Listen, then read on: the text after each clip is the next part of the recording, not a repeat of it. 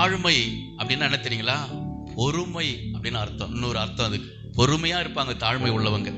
மற்றவர்கள் என்ன சொன்னாலும் கவலைப்படாமல் உறுதியான மனதுடனும் குற்றச்சாட்டுகளை அவமானங்களை பொறுமையுடன் தாங்கிக் கொள்ளுகிற மன வலிமை உடையவர்கள். தாழ்மை எப்படி எதை கொண்டு வருது பாருங்க, மன வலிமையை உண்டாக்குமா தாழ்மை. என்னது? மன வலிமை கொடுக்கும். அல்லேலூயா.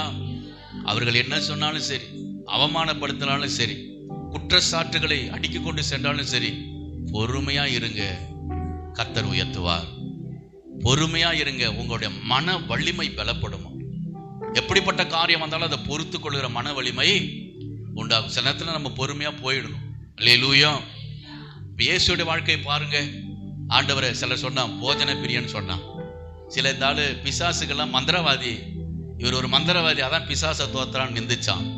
ஒருத்தர் சொன்னா இவர் பாவிகளுடைய சிநேகிதன்.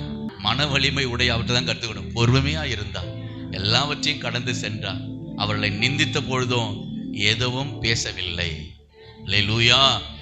உலகத்தை படைத்த தெய்வன் அல்லவா, சர்வ வல்லவர். அவரே தாழ்மையை நமக்கு கற்றுக் கொடுக்கிறார் பாருங்க. அவமானப்படுத்துறாங்களா, உன்னை அற்பமா நினைக்கிறாங்களா, பெருசா ஒரு மரியாதை இல்லையா, பொறுமையா இரு. அல்லேலூயா.